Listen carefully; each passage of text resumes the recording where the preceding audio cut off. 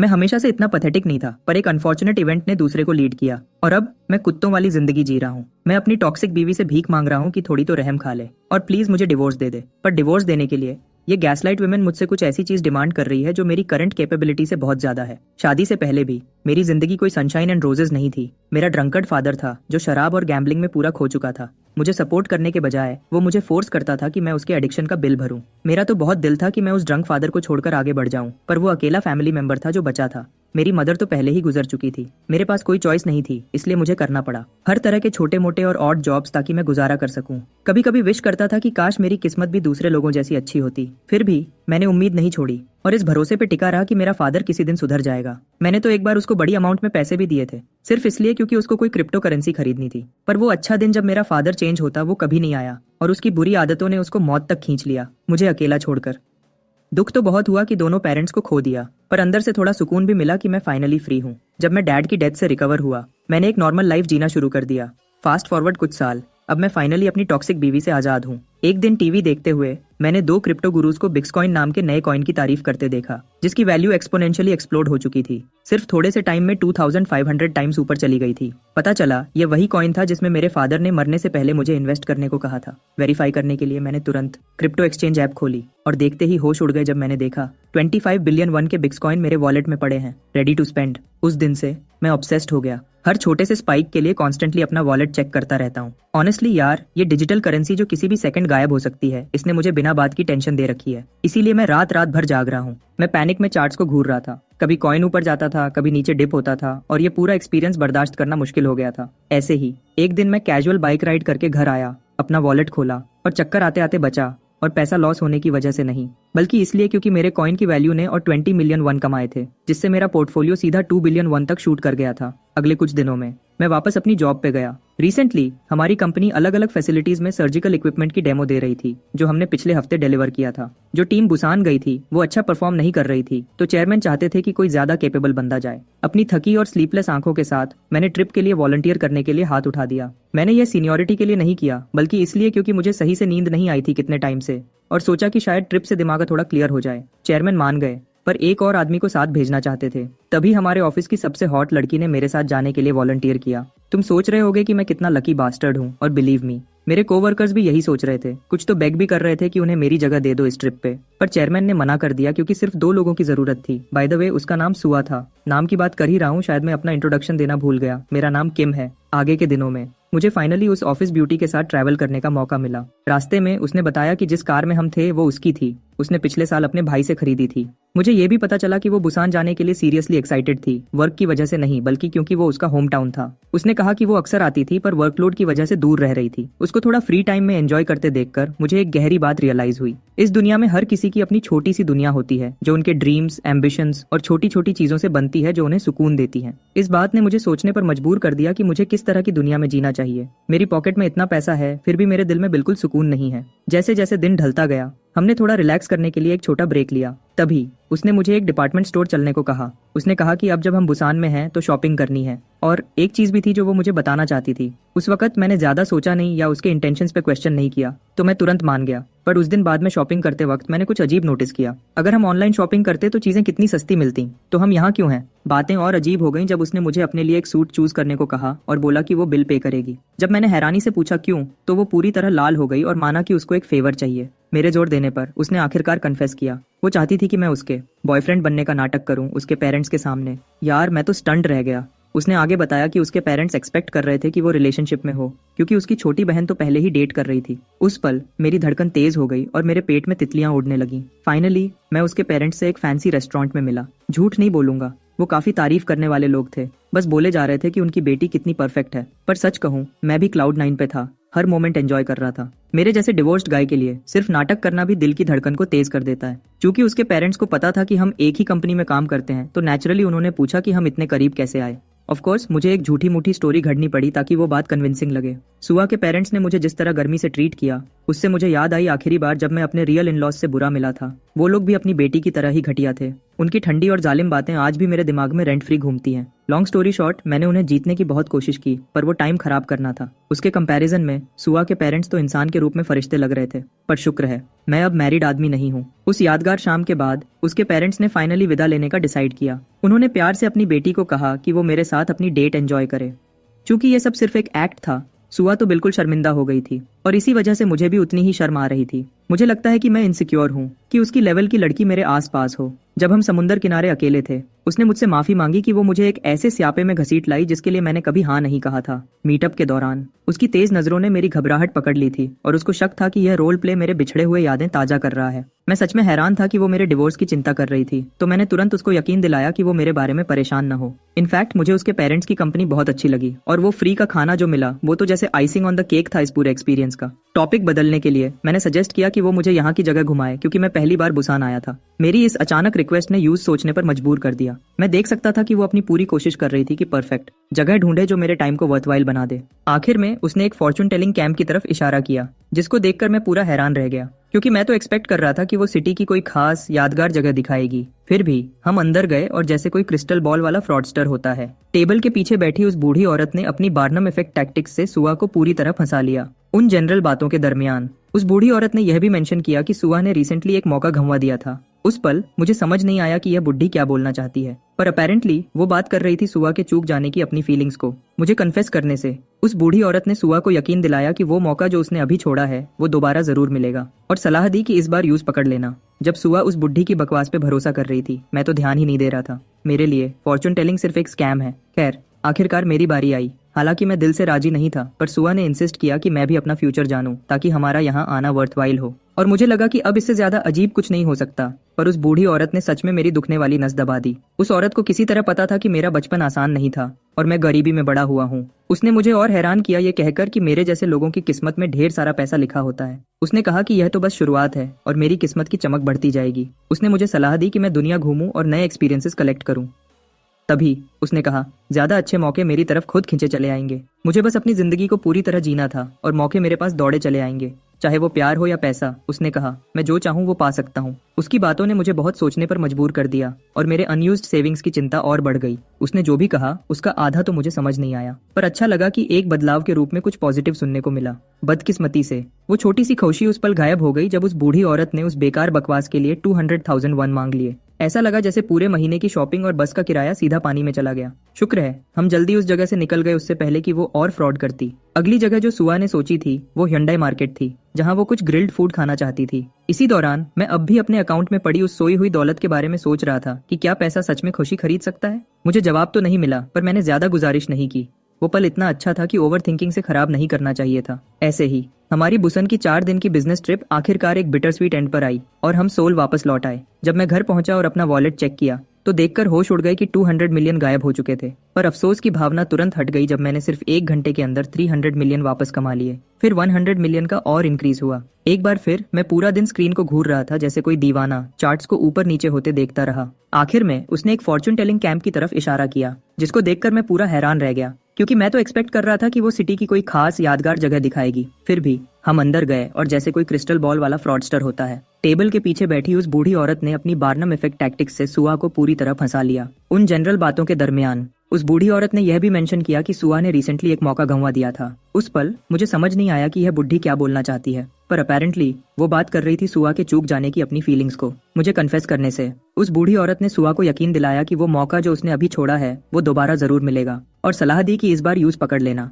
जब सुआ उस बुढ़ी की बकवास पे भरोसा कर रही थी, मैं तो ध्यान ही नहीं दे रहा था। मेरे लिए फॉर्चून टेलिंग सिर्फ एक स्कैम है। खैर, आखिरकार मेरी बारी आई। हालांकि मैं दिल से राजी नहीं था, पर सुआ ने इंसिस्ट किया कि मैं भी अपना फ्यूचर जानूं ताकि हमारा यहाँ आना वर्थवाइल हो, और मुझे लगा कि अब इससे ज्यादा अजीब कुछ नहीं हो सकता। पर उस बूढ़ी औरत ने सच में मेरी दुखने वाली नस दबा दी। उस औरत को किसी तरह पता था कि मेरा बचपन आसान नहीं था और मैं गरीबी में बड़ा हुआ हूँ। उसने मुझे और हैरान किया ये कहकर कि मेरे जैसे लोगों की किस्मत में ढेर सारा पैसा लिखा होता है। उसने कहा कि यह तो बस शुरुआत है और मेरी किस्मत की चमक बढ़ती जाएगी। उसने मुझे सलाह दी कि मैं दुनिया घूमूं और नए एक्सपीरियंसेस कलेक्ट करूं। तभी उसने कहा, ज्यादा अच्छे मौके मेरी तरफ खुद खींचे चले आएंगे। मुझे बस अपनी जिंदगी को पूरी तरह जीना था और मौके मेरे पास दौड़े चले आएंगे, चाहे वो प्यार हो या पैसा। उसने कहा, मैं जो चाहूँ वो पा सकता हूँ। उसकी बातों ने मुझे बहुत सोचने पर मजबूर कर दिया और मेरे अनयूज्ड सेविंग्स की चिंता और बढ़ गई। उसने जो भी कहा उसका आधा तो मुझे समझ नहीं आया, पर अच्छा लगा कि एक बदलाव के रूप में कुछ पॉजिटिव सुनने को मिला। बदकिस्मती से वो छोटी सी खुशी उस पल गायब हो गई जब उस बूढ़ी औरत ने उस बेकार बकवास के लिए 200,000 वन मांग लिए। ऐसा लगा जैसे पूरे महीने की शॉपिंग और बस का किराया सीधा पानी में चला गया। शुक्र है हम जल्दी उस जगह से निकल गए उससे पहले कि वो और फ्रॉड करती। अगली जगह जो सुआ ने सोची थी वो ह्युंडई मार्केट थी, जहां वो कुछ ग्रिल्ड फूड खाना चाहती थी। इसी दौरान मैं अब भी अपने अकाउंट में पड़ी उस सोई हुई दौलत के बारे में सोच रहा था कि क्या पैसा सच में खुशी खरीद सकता है। मुझे जवाब तो नहीं मिला, पर मैंने ज्यादा गुजारिश नहीं की। वो पल इतना अच्छा था कि ओवर थिंकिंग से खराब नहीं करना चाहिए था। ऐसे ही हमारी बुसन की 4 दिन की बिजनेस ट्रिप आखिरकार एक बिटर स्वीट एंड पर आई और हम सोल वापस लौट आए। जब मैं घर पहुंचा और अपना वॉलेट चेक किया तो देखकर होश उड़ गए कि 200 मिलियन गायब हो चुके थे। पर अफसोस की भावना तुरंत हट गई जब मैंने सिर्फ 1 घंटे के अंदर 300 मिलियन वापस कमा लिए। फिर 100 मिलियन का और इंक्रीज हुआ। एक बार फिर मैं पूरा दिन स्क्रीन को घूर रहा था जैसे कोई दीवाना, चार्ट्स को ऊपर नीचे होते देखता रहा। उन लोगों ने मेरी हिम्मत बढ़ाने की बहुत कोशिश की, मुझे यकीन दिलाया कि असली उछाल तो अभी शुरू ही नहीं हुआ है। उन्हें इतना कॉन्फिडेंस से कॉइन के बारे में बात करते सुनकर मैं फिर से डायलेमा में पड़ गया। क्या मुझे थोड़ा और होल्ड करना चाहिए? शायद मैं लालची हो रहा था, पर जो भी हो इसका फायदा बहुत बड़ा हुआ। अगले ही दिन बिटकॉइन में एक और हिस्टोरिक ब्रेकआउट हुआ। प्राइस दुगना से ज्यादा हो गया और यह वर्ल्ड वाइड सेंसेशन बन गया। इस बड़े हाइक के साथ मेरे पोर्टफोलियो में जबरदस्त एक्सपेंशन हुआ। अचानक मैं 100 बिलियन वन पर बैठा था और जैसे किसी भी नॉर्मल इंसान के साथ होता, मेरे होश उड़ गए और डर के मारे बुरा हाल हो गया और मेरा दिल ऐसा लगा कि वह अभी सीने से बाहर निकल जाएगा। जब मैंने किसी तरह अपने आप को शांत किया, मैंने एक समझदारी वाला फैसला लिया कि पैसे निकाल लूं और कहानी खत्म कर दूं। पर एक बार फिर लालच आगे आ गया और मुझे लटका कर चला गया। वह ग्रीड मेरे अंदर, ऐसा लगा जैसे उसने शक्ल ले ली हो। मेरे कान में फुसफुसा रहा था कि थोड़ा सा और रुके रहो। पर फिर मुझे एक बात समझ आई, शायद यह मेरे फादर की मेहनत का फल था। वही आदमी जिसने एक बार मुझसे पैसे उधार मांगे थे। इस सोच के साथ मुझे अच्छी तरह पता था कि अब क्या करना है। मैं उस स्ट्रगल के फल को ऐसे ही झाया नहीं होने दे सकता था। अगले दिन सुआ ने ऑफिस में मेरी कमी नोटिस की। सबसे पहले उसके दिमाग में यह ख्याल आया कि शायद मैं किसी और बिजनेस ट्रिप पर चला गया हूँ। जब उसने मेरे कोवर्कर्स से यह कंफर्म करना चाहा तो उसे पता चला कि मैं तो पर्सनल डे ऑफ पर था। नेचुरली यह सुनकर वह कंफ्यूज हो गई। मैं एक आम बंदा था जिसके लाइफ में कुछ खास नहीं था, इसलिए उसकी कंफ्यूजन जायज थी। उसने बस उम्मीद की कि मैं ठीक हूँ। उसके उलट जो उसने सोचा, मैं एक्चुअली पास के फेरारी शोरूम में ऐसे ही शॉपिंग कर रहा था। सारी कार्स में से एक कार जिसने तुरंत मेरी आंख पकड़ी वह फेरारी 458 इटालिया था। अपने काम के हिसाब से सेल्समैन ने स्पेक्स और फीचर्स की लंबी चौड़ी बातें शुरू कर दी, पर मुझे उसकी जरा भी परवाह नहीं थी। मुझे सिर्फ इसके लुक में इंटरेस्ट था। तो उसकी लंबी सेल्स पिच सुनने के बजाय मैंने अपना प्लैटिनम मास्टर कार्ड निकालकर उसे चुप करा दिया, पूरी अमाउंट वहीं पे करने के इरादे से। आप सोच रहे होंगे कि मैं इतनी आसानी से फेरारी की शॉपिंग कैसे कर रहा था। सच कहूं तो मैंने उस रास्ते को फॉलो किया जो मेरे फादर ने मेरे लिए बनाया था। मैंने अपने सारे कॉइन्स बेच दिए। यूएस डॉलर्स में मेरी वर्थ 100 मिलियन थी, जो मोटे तौर पर 100 बिलियन वन मेरे हाथ में थे। इतने सारे पैसे बैठे थे खर्च होने का इंतजार करते हुए। मुझे समझ नहीं आया कि और क्या करूं। तो हाँ, इस तरह मैंने फेरारी खरीदी। ट्रांजैक्शन कंप्लीट होने के बाद मैं शोरूम से ऐसे बाहर निकला जैसे कोई टोटल कूल गाय हो जिसे 0 फर्क पड़ता हो। पर अंदर ही अंदर मुझे हार्ट अटैक आने वाला था। जो कार मैंने अभी खरीदी थी उसकी कीमत 490 मिलियन वन थी। आपको ये कितना इंसेन है समझाने के लिए। बस याद रखो, जब मैं उस फॉर्चून टेलर को 2 लाख वन पे करने पर पसीना छोड़ रहा था, फिर भी मैंने पूरा जोर लगा दिया और अपनी विश लिस्ट की हर चीज चेक की। एक लग्जरी कार और एक फैंसी सूट तो मिल गया। मेरी टू डू लिस्ट पे अगली चीज थी अपने लिए एक स्वीट लग्जरी अपार्टमेंट ढूंढना। तो बिना किसी शक के मैंने शहर के सबसे बेस्ट हाउसिंग कॉम्प्लेक्स में एंट्री ली। रिसेप्शनिस्ट से रिक्वेस्ट करने से पहले मैंने 2 बार भी नहीं सोचा कि मुझे यहाँ अवेलेबल सबसे बेस्ट अपार्टमेंट दिखाएं। रिसेप्शनिस्ट ने आखिरकार मुझे एक सबसे महंगे अपार्टमेंट्स में से एक का टूर दिया। एक पल के लिए इतनी लग्जूरियस जगह खरीदते हुए मुझे अलग सा फील हुआ। मैं इस तरह की लाइफस्टाइल का आदी नहीं था। अपार्टमेंट्स मेरे टेस्ट के लिए बहुत ज्यादा लग्जूरियस थे। सिर्फ बाथरूम ही मेरे पुराने घर से बड़े थे और उस हाई राइज अपार्टमेंट से जो व्यू था, ऐसा कुछ मैंने अपनी जिंदगी में कभी नहीं देखा था। एक ही पल में मैंने मन बना लिया और आगे बढ़ा। ट्रांजैक्शन के साथ मेरी मिजरेबल फाइनेंशियल सिचुएशन की वजह से मुझे जिंदगी में बहुत कुछ छोड़ना पड़ा था, पर अब दुनिया भर के पैसे के साथ मुझे और पीछे हटने की जरूरत नहीं थी। मैंने न सिर्फ अपना अपार्टमेंट खरीदा बल्कि पूरा लीज अमाउंट एक बार में पे कर दिया। ये मेरी पर्सनल टू डू लिस्ट की चीजों में से एक था। जब मैंने पूरा पेमेंट टेबल पे रख दिया तो रिसेप्शनिस्ट के शॉक्ड एक्सप्रेशंस ने हर पेनी को वर्थ इट बना दिया। सुआ को मत भूलना। ऑफिस में जब 2 कोवर्कर्स एक दूसरे के काफी करीब आ रहे थे और किस करने ही वाले थे, सुआ तेजी से अंदर घुसी और जिद करने लगी कि मेरा एड्रेस कहाँ है। उसकी इंटेंस नजर से वो दोनों डर गए और सोचने लगे कि वह इतनी डेस्परेट क्यों है मेरा ठिकाना जानने के लिए। जैसा कि आप समझ ही चुके होंगे, वह सिर्फ मेरे लिए परेशान थी क्योंकि मैं उस दिन काम से एब्सेंट था। उसने सोचा कि मैं बीमार हूँ और मुझे चेक करना चाहती थी। उसकी इस अचानक रिक्वेस्ट पर कोवर्कर ने सवाल किया कि क्या यह नॉर्मल है कि एक कॉलीग दूसरे की इतनी चिंता करे। खैर, उसे मेरा एड्रेस नहीं पता था तो उसने शराफत से मना कर दिया और मुझे टेक्स्ट करने का वादा किया। जैसा एक्सपेक्ट किया था, थोड़ी देर बाद मुझे उसका मैसेज मिला और मैं हैरान था कि वह अचानक मुझसे मिलने आना चाहते हैं।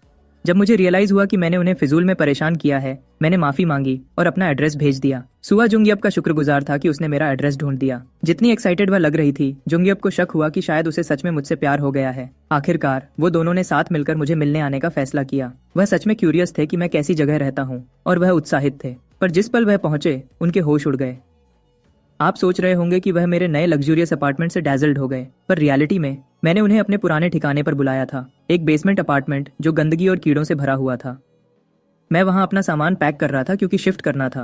मैं देख सकता था कि जुंगयप तो खासकर उस जगह की हालत से बेहद नाखुश था, पर सुआ को कुछ और ही महसूस हुआ। उस तंग और मैसी अपार्टमेंट को देखकर उसने पहली बार सच में रियलाइज किया कि कुछ लोगों की लिविंग कंडीशंस कितनी खराब हो सकती हैं। उस पल उसे मुझ पर दया आई, डिवोर्स के बाद यहाँ अकेले रहने पर। चूंकि मैं शिफ्ट कर रहा था, मेरे दोनों कोवर्कर्स ने प्यार से मेरा सामान पैक करने और उठाने में हेल्प करने का ऑफर दिया। मैं नहीं चाहता था कि वह मेरे सामान को हैंडल करते हुए गंदे हों, पर मेरे मना करने के बावजूद उन्होंने फिर भी हेल्प की। बाहर पार्किंग लॉट में उनकी आंखें अचानक चली गईं, उस थर्ड रेट लॉट में पार्क की हुई फेरारी पर। नेचुरली वह कंफ्यूज थे।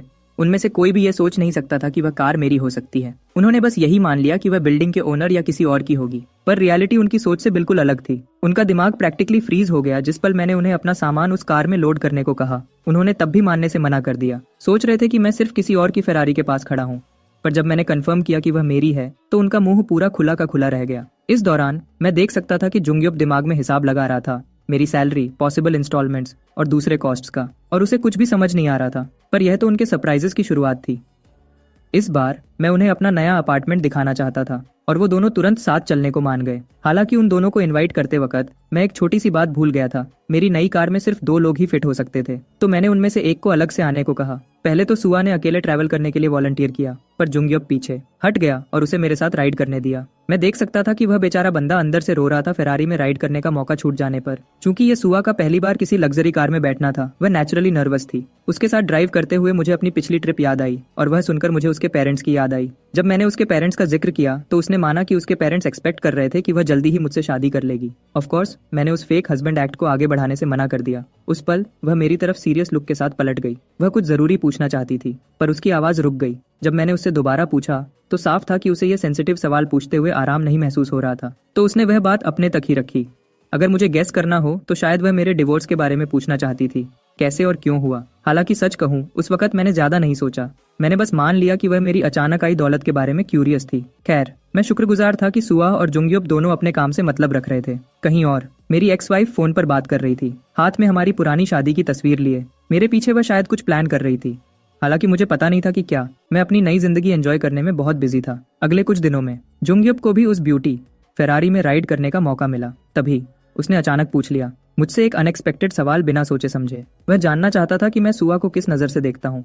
मुझे अपने कॉलीग का यह सवाल अच्छा नहीं लगा, पर चूंकि हम साथ में हैंग आउट कर रहे थे, मैंने उसका सवाल आंसर करने का फैसला किया और सुआ को जितना हो सके उतने अच्छे तरीके से डिस्क्राइब किया। मेरे लिए वह एक साफ दिल काबिल औरत थी जो जानती है कि अपने आसपास के लोगों की देखभाल कैसे करनी है। मुझे सच में खुशी थी कि मुझे उसके जैसी जूनियर के साथ काम करने को मिला। हैरानी की बात है कि मेरे जवाब से जुंगयप संतुष्ट नहीं हुआ और वह और सुनना चाहता था। मैं पहले ही जान चुका था कि वह इस सवाल को कहाँ ले जाना चाहता है, तो मैंने टॉपिक क्लोज करने का फैसला किया। जब हम ऑफिस वापस आए, बाकी के कॉलीग्स हैरान थे यह जानकर कि मैं फेरारी का मालिक हूँ। जब उन्होंने पूछा कि मैं इतना पैसा कैसे कमाया जबकि मैंने बिटकॉइन काफी लेट खरीदा था, तो मैंने उन्हें एक कन्विंसिंग झूठ बोल दिया। दावा किया कि मैंने प्रॉफिट्स को बार बार री इन्वेस्ट किया था। वह लोग तुरंत मायूस हो गए यह देखकर कि मैंने उस कॉइन से कितना कुछ अचीव कर लिया था। आखिरकार वह दोनों रीसेंट क्रैश में अपना 40% पैसा खो चुके थे। अच्छा हुआ मेरे लिए, मैंने तभी बेच दिया, उस तबाही के आने से काफी पहले। मेरे कॉलीग्स ने मेरी इस बेहतरीन किस्मत को किसी गजब के ट्रेडिंग जीनियस समझ लिया जो शायद मुझ में था। वह चाहते थे कि मैं उनका क्रिप्टो गुरु बन जाऊं और उन्हें यह सब सिखाऊं। हम तीनों में से सिर्फ मैं ही जानता था कि वह गलत जगह पहुंचे थे। बात को टालने के लिए मैंने बस कुछ उल्टा सीधा बक दिया, सिर्फ एक line, heart of a beast. वह दोनों मेरी बातों को बहुत ज्यादा सीरियस ले गए और उसका मतलब निकालने लगे। मैं इतना सीधा झूठ बोल नहीं पा रहा था, तो मैंने चुप रहने का फैसला किया। शुक्र है मुझे कुछ कहने की जरूरत नहीं पड़ी, क्योंकि उनमें से एक ने मान लिया कि मेरे कहने का मतलब था एक अच्छी सोच रखना। खैर, मैंने उसे उसके हिसाब से जीने दिया। वह मुझे मेरी फाइनेंशियल सक्सेस के बारे में सवाल करते रहे और मान लिया कि मैं शायद और बिजनेस वेंचर्स ढूंढ रहा हूँ। मैंने बस हाँ में सिर हिलाकर उनके साथ नाटक किया। हालांकि मैंने उन्हें थोड़ा सच भी बताया। मैंने सच में और कई कॉइन्स में री इन्वेस्ट किया था, क्योंकि मेरी इंस्टिंक्ट ने मुझे कहा कि क्रिप्टो में अभी और ग्रोथ की गुंजाइश है। उन्हें कुछ कॉइन्स सजेस्ट करने से पहले मैंने पूरी तरह साफ कर दिया कि मैं किसी चीज के लिए जिम्मेदार नहीं हूंगा। रिस्क लेना उनका फैसला था। आखिरकार मैंने उन्हें XRP और इथेरियम के बारे में बताया, दो कॉइन्स जिनकी सबसे ज्यादा पोटेंशियल थी। जैसा एक्सपेक्ट किया था, दोनों कोवर्कर्स को शक हुआ क्योंकि वह उस वक्त रिलेटिवली नई करेंसीज थीं, तो मुझे बीच में आकर सब कुछ समझाना पड़ा। XRP का मुख्य मकसद इंटरनल बैंक ट्रांजैक्शंस को सपोर्ट करना था, जबकि इथेरियम का मकसद ब्लॉकचेन टेक्नोलॉजी का इस्तेमाल करके अलग अलग तरह के ट्रांजैक्शंस को एनेबल करना था। ऑफ कोर्स ये प्राइस इंक्रीज की गारंटी नहीं देता था, पर दूसरे कॉइन्स के मुकाबले ये दोनों अपने रिलेटिवली लो रिस्क की वजह से बहुत सारे इन्वेस्टर्स का ध्यान जरूर खींचेंगे। वह लोग सच में हैरान थे कि मेरे पास इतना अनकॉमन गहरा नॉलेज है, पर यह इतना सरप्राइजिंग नहीं होना चाहिए था। आखिरकार मैंने अपनी पूरी दौलत दांव पर लगाई थी। जब मैं अपनी सो कॉल्ड नॉलेज का प्रदर्शन कर रहा था, सुआ रेस्टरूम में फ्रेश हो रही थी। उसका दिमाग ज्यादातर काम में व्यस्त था, हालांकि अगली चीज जो उसके दिमाग में थी वह मैं था। फिर कुछ लड़कियां रेस्टरूम में उसके साथ आईं, जो मेरी रिसेंटली खरीदी हुई फेरारी के बारे में गॉसिपिंग कर रही थीं। चूंकि वह मान नहीं सकती थी कि मेरे पास सच में इतनी दौलत है, अफवाह फैलने लगी कि मैंने कार उधार के पैसे से खरीदी है और अब कर्ज में डूबा हुआ हूँ। सिर्फ यही नहीं, गंदी अफवाहें भी थीं कि मैं गैम्बलिंग और शराब की आदत में पड़ गया हूँ। जैसे ही वह लड़कियां मेरे बारे में झूठ फैलाती रहीं, सुआ चुपचाप सुनती रही जब तक कि उस पल उसका सब्र टूट गया। मेरा नाम साफ करने के लिए उसने उन्हें कन्फ्रंट किया और पूछा कि अफवाहें किसने शुरू की हैं। थोड़ी देर बाद कोई जाना पहचाना ऑफिस में आया और तुरंत सबका ध्यान उस पर गया। वह एक औरत थी और काफी खूबसूरत। वह सीधे काउंटर पर गई और टीम लीडर से मेरे ठिकाने के बारे में पूछा। टीम लीडर ने ज्यादा हेल्प नहीं की, उसने जानबूझकर सच छुपाया और झूठ बोला कि मैं बाहर गया हूँ। पर मेरी बुरी किस्मत, मैं उसी पल कॉन्फ्रेंस पेपर्स का बड़ा स्टैक लिए ऑफिस के दूसरी तरफ से गुजर रहा था। उस औरत ने मेरी आवाज पहचान ली और मेरी तरफ पलट गई। जैसे ही उसने बॉक्सेस पकड़ने में मेरी हेल्प की, मैंने उसका शुक्रिया अदा किया, पर तुरंत वापस भी ले लिया। वह औरत कोई और नहीं, मेरी एक्स वाइफ थी। हाँ, वही बिच जिसने मुझे पहले ही काफी ट्रॉमा दिया था। जिस पल मैंने उसका चेहरा देखा, मेरा दिमाग सीधा पिछले वक्त में चला गया। हर बार जब उसने मेरे साथ कचरे जैसा बर्ताव किया। हमारे हनीमून पर भी उसने मुझसे लड़ाई की और मुझे जलील किया क्योंकि मैंने हमारे रुकने के लिए बेस्ट होटल बुक नहीं किया था। वह गैसलाइटिंग में PhD की हुई औरत थी, जबकि मैं एक सीधे साधे विचारों वाला आम इंसान था। उसके ताने, उसकी गैसलाइटिंग और जिस तरह से उसने हमेशा मुझे इनसिक्योर फील कराया, आज भी मेरे दिमाग में गूंजते हैं। और अब उसे सीधे अपने सामने देखकर मैंने आंख मिलाना भी नहीं चाहा, पर चूंकि वह मेरे जूनियर के ऑफिस में काम कर रही थी, मेरा जवाब देना फर्ज बन गया, हालांकि न चाहते हुए। बॉक्सेस नीचे रखने के बाद मैंने न चाहते हुए वो फाइल्स ले लीं जो वह देना चाहती थी। मैं पलटा नहीं, उसकी प्रेजेंस से डरना तो दूर की बात थी। फाइल्स लेने के बाद मैं कॉन्फिडेंस से उसे आगे निकल गया, जिससे वह और गुस्सा हो गई। उसका गुस्सा साफ दिख रहा था। वह नाराज थी कि मैंने उस डरपोक लूजर की तरह एक्ट नहीं किया जो मैं हुआ करता था। ओह, मुझे लगता है मैं उसका नाम बताना भूल गया। वह हंचेवन है। वह ऑफिस में मेरी फेरारी देखकर परेशान थी। क्या ही सैवेज था मैं, है ना? ये बिच अब पछता रही है कि उसने मुझे डिवोर्स दिया। अगर उसे पता होता कि मैं इतना अमीर होने वाला हूँ तो वह उस शादी को थोड़ा और खींच लेती, पर अब पिछला वक्त रोकर वापस नहीं आना था, इसलिए उसने डिसाइड किया कि वह मुझे पूरी तरह नीचे गिरा देगी। जैसे ही उसने ऑफिस में एंट्री ली, उसने अपना वह झूठा इनोसेंट बिच फेस बना लिया। ऐसे एक्ट कर रही थी जैसे डिवोर्स से परेशान बेचारी विक्टिम हो। उसकी टॉक्सिक फीमेल फ्रेंड्स ने उसे घेर लिया, उसे तसल्ली देने की कोशिश कर रही थी। अपनी ऑस्कर विनिंग परफॉर्मेंस देते हुए, रोने का नाटक करते हुए उसने सीधा मेरे बारे में झूठ बोला, दावा किया कि मैंने उस पर चिल्लाया, जबकि वह सिर्फ मुझे फाइल्स देने आई थी। वह अपने प्रो फेमिनिस्ट क्लिक से इधर उधर सिंपैथी बांट रही थी, पर वहां मौजूद सारी औरतों में से एक नर्डी लड़की इतनी बेवकूफ नहीं थी कि उसकी एक्टिंग में फंसी। इस दौरान मैं चुपचाप अपने ऑफिस स्पेस में अपना काम कर रहा था। हालांकि मेरा दिमाग बार बार उसकी तरफ जा रहा था। वह फाइनली वापस आ चुकी थी। पहले तो मुझे डर लगता था कि जब वह ऑफिस लौटेगी तो उसे देखकर ही मैं बीमार पड़ जाऊंगा, पर सच कहूं, मैं बिल्कुल भी इंटिमिडेटेड नहीं था। इनफैक्ट मुझे कुछ भी महसूस नहीं हुआ। अचानक मेरा कोवर्कर मेरे पीछे से चुपके से आया और कुछ बात करना चाहता था। जब हम रूफटॉप पर पहुंचे, उसने अचानक मुझे गले लगा लिया, जबकि दूसरे लोग मुझे बधाई दे रहे थे किसी वजह से जो मुझे समझ नहीं आई। जब मैंने सांगी से पूछा कि ये क्या बकवास हो रही है, तो उसने फाइनली राज खोला। पता चला XRP की वैल्यू ने आसमान छू लिया था। सिर्फ 2 दिन में 70% और ऊपर चली गई थी। जिस पल मैंने ये सुना, मैं गहरी सोच में चला गया। दिमाग में हिसाब लगा रहा था कि मैंने इस उछाल से कितना कमाया होगा। जैसा कि सामने आया, मेरे XRP इन्वेस्टमेंट्स अकेला ही छू चुका था। एक बड़ा 100 बिलियन का आंकड़ा। यह नंबर सुनकर मैं हैरानी से पसीना छोड़ रहा था। इस दौरान मेरे कोवर्कर सिर्फ कुछ मिलियन कमाकर जश्न मना रहे थे, जो मेरे मुकाबले में सिर्फ चिलर स्पेयर चेंज था। वह मुझसे पूछने लगे कि मैंने XRP में कितना इन्वेस्ट किया था। मुझे झूठ बोलने में हिचकिचाहट हो रही थी, पर सच बोलना उनके होश उड़ा देता। तो मैंने आमतौर पर कह दिया कि मैंने हर कॉइन में 10 बिलियन इन्वेस्ट किए थे। ऑफ कोर्स वह इतना बड़ा नंबर सुनकर शॉक्ड थे। हालांकि यह मेरे असली इन्वेस्टमेंट का सिर्फ 20% ही था। 10 बिलियन इन्वेस्ट किया तो उन्होंने सोचा कि मेरा प्रॉफिट लगभग 7 बिलियन होगा। फिर वह पूछने लगे कि उन्हें होल्ड करना चाहिए या बेच देना चाहिए, पर चूंकि मैं जिम्मेदार नहीं बनना चाहता था, मैंने उन्हें अपना फैसला खुद लेने को कहा। देखो, मुझे लग रहा था कि XRP में यह अचानक उछाल थोड़ा शक के दायरे में था। एक करेंसी जो असल में बैंक ट्रांजैक्शंस को तेज करने के लिए डिजाइन की गई थी, उसका अचानक बढ़ जाना ज्यादा समझ नहीं आया। एक ही एक्सप्लेनेशन जो मेरे दिमाग में आई वह ये थी कि ग्रीड क्रिप्टो मार्केट में जितना एक्सपेक्ट किया था उससे ज्यादा तेजी से फैल रहा था।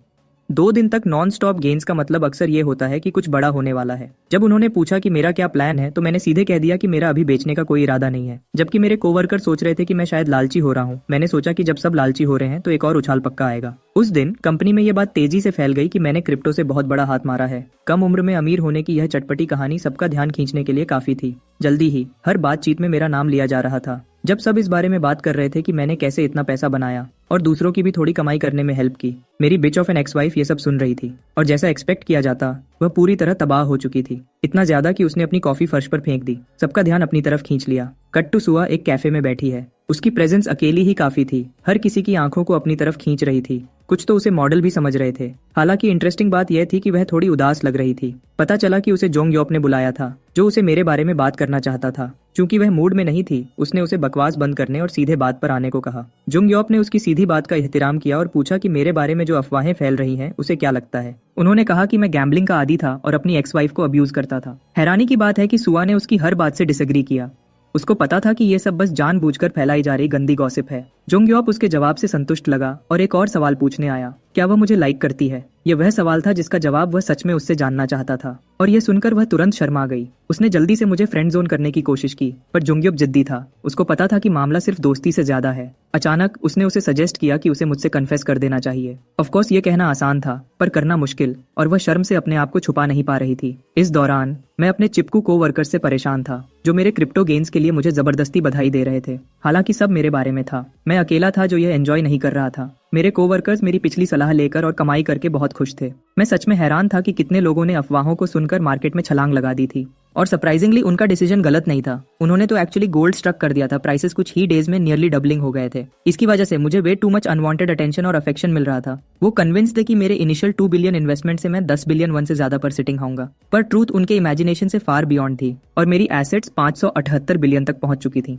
जरा सोचो, इतना पैसा कि मैं चाहूं तो एक पूरी कंपनी खरीद सकता हूं। मैं हमेशा जानता था कि XRP और इथेरियम में पोटेंशियल है, पर मैंने कभी सोचा नहीं था कि ये ऐसे एक्सप्लोड हो जाएगा। अब तो ऑफिस की हॉटीज भी मुझे क्रिप्टो की ट्यूटर बनाने और सॉलिड इन्वेस्टमेंट टिप्स देने को कह रही है। पर मुझे XRP और इथेरियम प्राइसेस की इस अचानक तेजी पर शक था, इसलिए मैंने उन्हें इन्वेस्ट करने की सलाह नहीं दी। जब कोई चीज बहुत तेजी से ऊपर जाती है तो उतनी ही तेजी से नीचे भी गिर जाती है। वह चिक्स मेरे पास इतना कुछ है सुनकर काफी इंप्रेस हो रही थी, पर एक ही इंसान था जो इस अटेंशन को एंजॉय नहीं कर रहा था, मेरी एक्स वाइफ। उसको जेलसी होने लगी थी। जेलस थी कि सबका ध्यान मुझे मिल रहा था। एक आदमी जिसे उसने कभी एक बेचारा बेवकूफ समझा था, उसके लिए यह सब बर्दाश्त करना बहुत मुश्किल था। काश मैं पहले इतना अमीर होता तो वह मुझे डिवोर्स देने की हिम्मत नहीं करती। उस पल उसे अपना ट्रम्प कार्ड खेलने के सिवा कोई रास्ता नहीं बचा था। इस दौरान कंपनी के ग्रुप चैट में सब मेरी दौलत के बारे में बात कर रहे थे, जैसा कि आमतौर पर होता था। चैट अब नर्डी कॉइन टॉक से भरा हुआ टेलीग्राम स्टाइल क्रिप्टो चैनल बन गया था। मुझे इससे कोई प्रॉब्लम नहीं था। कम से कम सब एंजॉय कर रहे थे और किसी को अभी तक कोई नुकसान नहीं हुआ था। तभी अचानक मुझे एक जाना पहचाना टेक्स्ट आया, जिसको देखकर मैं हिचकिचा गया। ऑफ कोर्स वह हन चैवोन थी। वही गैस लाइटिंग बिच जैसी वह थी। उसने हमारे डिवोर्स को शुगर कोट करने की कोशिश की और मुझसे फिर से नजदीकियां बढ़ाना चाहती थी। उसने मेरे गरीब बचपन और अनाथ होने पर दिखावा करते हुए सिंपैथी दिखाई। हमारे बीच चीजों को सुलझाने और हील करने के लिए उसने मिलने का सजेशन दिया, पर मुझे अच्छी तरह पता था कि वह क्या चाल चलने की कोशिश कर रही थी और मैं अब उसके गेम्स नहीं खेल रहा था। जैसे ही मैं उसका नंबर ब्लॉक करने वाला था, मुझे सुआ का कॉल आया। मैं बिल्कुल एक्सपेक्ट नहीं कर रहा था और तुरंत आंसर किया। वह हैरान थी कि मैंने कितनी जल्दी पिकअप किया, तो मुझे एक्सप्लेन करना पड़ा कि मैं बस फोन से खेल रहा था। फिर भी मैं क्यूरियस था कि उसने कॉल क्यों किया। उसने ज्यादा कुछ रिवील नहीं किया, बस कहा कि वह चेक कर रही थी। जैसे ही हम बातें कर रहे थे, कॉन्वर्सेशन नेचुरली आगे बढ़ी। उसने पूछा कि आने वाली छुट्टी के लिए मेरे क्या प्लान्स हैं। खैर, ज्यादा कुछ करने को नहीं था, बस मैं डिपार्टमेंट स्टोर जाकर कुछ नया फर्नीचर लेने का प्लान बना रहा था। मौका देखकर उसने पूछा कि क्या वह साथ चल सकती है, जिसको सुनकर मुझे सच में हैरानी हुई। जब तक मैंने जवाब नहीं दिया, वह चुप रही। साफ था कि वह सबसे बुरे की उम्मीद कर रही थी, पर जब मैंने हाँ कहा, वह एक बच्चे की तरह खुश हो गई। और कॉल खत्म होने के बाद वह बहुत खुश थी, लिटरली इतनी खुश और शर्मिंदा एक साथ। जोंग योप की बातें अचानक उसके दिमाग में गूंजने लगीं। वही बातें जो शायद मेरे साथ उसकी किस्मत तय कर सकती थीं। उसको यकीन नहीं था कि उसके पास कन्फेस करने की हिम्मत है, पर उसने उम्मीद की कि वह अपना बेस्ट देगी। जब अगला दिन आया, मैं पहले ही उससे मिलने वहां मौजूद था। शायद मेरी गलती थी कि मैं बहुत जल्दी आ गया। जैसे ही मैं पास के कैफे में जाने वाला था, सुआ बिल्कुल सही वक्त पर आई, जिसका मतलब वह भी जल्दी थी। वह उस दिन आमतौर पर से ज्यादा खुश लग रही थी और आम ऑनरिफिक्स के बजाय मुझे AAPA कहकर बुलाने लगी। मुझे लगा कि चूंकि हम ऑफिस के बाहर थे तो यह ठीक था, जबकि मुझे उससे असली इरादों का कोई आइडिया नहीं था। वह सिर्फ मुझे देखकर ही शर्मा रही थी। इसके साथ हम दोनों एक साथ स्टोर के अंदर चले गए। मेरी बिच एक्स वाइफ को मत भूलना, जो मेरा इंतजार कर रही थी कि मैं आऊंगा। जब हम भीड़ भाड़ वाली आइल्स में घूम रहे थे, सुआ ख्यालों में खो गई। रियलाइज कर रही थी कि यह पहली बार था जब वह मुझसे अकेले में मिल रही थी। शायद जिस तरह से हम शॉपिंग और हंसी मजाक कर रहे थे उसे डेट भी कहा जा सकता था। यह सोचकर वह और ज्यादा शर्मा गई। इस दौरान मैं बिल्कुल बेखबर था और सिर्फ उन्हें ढूंढने पर फोकस कर रहा था जो सबसे अच्छा फर्नीचर हो सकता था। यहाँ तक कि उसने भी मेरी एक्साइटमेंट नोटिस की। मेरा एक्साइटेड होना भी लाजमी था। आखिरकार जब मैं उस सेमी बेसमेंट में रहता था मेरे पास सिर्फ मोटी पुरानी रजाइयां थीं। इन प्रीमियम फैब्रिक्स का आराम महसूस करना ही मेरे लिए काफी था। 3 ब्लैंकेट सेट्स पर लगभग 2 मिलियन वन खर्च करने के बाद मैं आगे बढ़ा और एक कॉर्डलेस वैक्यूम क्लीनर खरीदा। फिर लेटेस्ट रेफ्रिजरेटर की बारी आई और फिर वॉशिंग मशीन और ऑफ कोर्स 2-3 सोफास भी। आखिर में मैंने वह सब कुछ खरीद लिया जो मैं चाहता था। टोटल कॉस्ट 56 मिलियन वन तक पहुंच गई। सच में ब्रो, मैं शॉपिंग में मजा कर रहा था। जब आप अल्ट्रा रिच होते हैं तो शॉपिंग में मजा आता है। इतना लग्जरियस सामान खरीदने के बाद भी मेरी सेविंग्स पे ज्यादा फर्क नहीं पड़ा। इतना पैसा होना सच में एक वीडियो गेम में चीट कोड्स होने जैसा लगता है। अपनी शॉपिंग स्प्री की जल्दबाजी में मैंने अपनी साथ वाली लड़की को पूरी तरह भूल गया था। मैंने सोचा कि वह मेरे साथ आते हुए बोर हो गई होगी, पर मेरे अनुमान के उलट उसने कहा कि वह सच में एंजॉय कर रही थी। जब उसने रियलाइज किया कि वह मेरे साथ इतना अच्छा टाइम बिता रही है तो उसे जुंगयॉब की सलाह याद आई कि आखिरकार कन्फेस कर देना चाहिए। अब तक वह समझ गई थी कि वह हमेशा के लिए हिचकिचा नहीं सकती, तो हिम्मत जुटाकर वह मेरी तरफ पलटी। पर मैं एक बेवकूफ की तरह उसे इंटरप्ट कर बैठा। मेरे बुद्धू दिमाग को यह भी रियलाइज नहीं हुआ कि वह कन्फेस करने वाली थी और मैंने बीच में ही उसकी बात काट दी। उसने उस बात को टाल दिया और मुझे कहा कि मैं अपनी बात आगे बढ़ाऊं। पर जब उसने जिद की कि उसका सवाल अर्जेंट नहीं था, मैंने बात करना शुरू किया। लेकिन एक और ख्याल से दोबारा इंटरप्ट हो गया। मेरी बिच एक्स को मत भूलना। सीन पर उसे छोड़ने के बाद वह पूरी तरह पागल हो गई थी। यह बात कि मैंने आने की तकलीफ भी नहीं की उसे दीवाना बना रही थी। अगले दिन हमेशा की तरह मेरे कोवर्कर्स XRP से हुए प्रॉफिट्स का जश्न मना रहे थे। इस वक्त तक पूरी कंपनी क्रिप्टो एडिक्ट्स बन चुकी थी और मैं उनका गुरु। हमारा असिस्टेंट मैनेजर नासंगुक, जिसने एक बार क्रिप्टो को गैम्बलिंग कहा था, उसे फाइनली अपना पहला प्रॉफिट मिला और वह खुशी से अपने होश खो बैठा। वह जिंदा मिसाल है उस डेफिनेशन की। अगर मैं करप्शन का हिस्सा नहीं हूँ तो यह गलत है। अगले 2 महीने में इथीरियम 3 गुना हो गया और XRP 10 गुना बढ़ गया। ये जोरदार प्रॉफिट्स ने सीधे साधे लोगों को भी लालची बना दिया। लोग हमेशा सोचते हैं कि एक बार जब वह बड़ा जीत जाएंगे तो लालच करना बंद कर देंगे, पर रियलिटी इसके उलट है। एक बार जब आप आसान पैसे का जाल खा लेते हैं, आप पहले ही जाल में फंस चुके होते हैं, तब आपके असूल और ईमान गायब होने लगते हैं और आप एक के बाद एक लापरवाह हरकत करना शुरू कर देते हैं। उसके बाद हमेशा तबाही ही इंतजार करती है। शायद मैं तालाब में एक बड़ी मछली वेल था जिसका जाल में फंसना मुश्किल था, पर मैं भी उससे महफूज नहीं था। मुझे अब भी अपने फादर की सलाह याद है। सिर्फ इसलिए कि आपके पास गेम में एज है, इसका मतलब ये नहीं कि आप जीतेंगे। जीत तभी मानी जाती है जब आप चिप्स हाथ में लेकर पोकर टेबल से उठते हैं। कंपनी चैट में 2 नाम हर मैसेज में आते रहते थे, मेरा और XRP का। असिस्टेंट मैनेजर नासोंगुक हर टेक्स्ट पढ़ रहा था, हसद में डूबा हुआ। उसको लगता था कि मैं तारीफ के काबिल नहीं हूँ, कि सिर्फ अच्छी किस्मत की वजह से मैं अमीर हुआ था। उसको लगता था कि वह मुझसे ज्यादा जानता है। उसका कॉन्फिडेंस उस 100 मिलियन वन से आया था जो उसने 1 महीने में कमाए थे। उसको यकीन था कि उसकी किस्मत आगे भी चलेगी, कि वह जल्दी ही रिवरसाइड कॉन्डो और स्पोर्ट्स कार खरीद लेगा और फिर बाकी जो बचेगा वह सुआ जैसी किसी को अपना प्यार कन्फेस करना होगा। उसी पल मैंने ग्रुप चैट में अनाउंस किया कि मैं अपने दोनों XRP और इथीरियम को बेचने जा रहा हूँ। कुछ कोवर्कर्स को मेरे इस अचानक फैसले पर यकीन नहीं हुआ। नसंगुक को लगता था कि मैं पागल हूँ जो ऐसे वक्त में बेच रहा था। उसको यकीन था कि वह मुझसे ज्यादा होशियार है और उसे कोई फर्क नहीं पड़ता था। उसने दूसरों को भी मनाने की कोशिश की। उसके लिए मैं ग्रुप का लापरवाह बंदा था। फिर भी मैंने शांति से अपना रीजन बताया। मार्केट बहुत तेजी से बढ़ गया था और करेक्शन आना तय था। ऑफ कोर्स मैं सबका दिमाग नहीं बदल सकता था, तो मैंने एक आखिरी मैसेज के साथ चैट बंद कर दिया। अगले दिन मैं टीम लीडर ऑन म्योंगुक के पास था। टीम लीडर ऑन ने मुझे एक दूसरी जगह जाने को कहा। ये बंदा मुझे रूफटॉप पे ले आया और मेरी पीठ पर जोर जोर से थपकी मारने लगा। मेरा बॉस मेरी क्रिप्टो इन्वेस्टमेंट एडवाइस पर फख्र महसूस कर रहा था। मैंने एक लेटर खोला और उसे 2 हफ्ते की छुट्टी का नोटिस दिया। किसी वजह से लीडर ऑन तैयार नहीं था और उसे लगा कि मैं रेजिग्नेशन दे रहा हूँ। उसका चेहरा सच में प्राइसलेस था।